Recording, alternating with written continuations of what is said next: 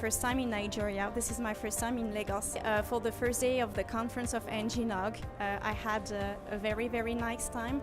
I have been able to meet people from various sectors of the internet. We are here today to attend a conference on how to get the next 100 million Nigerians onto the internet.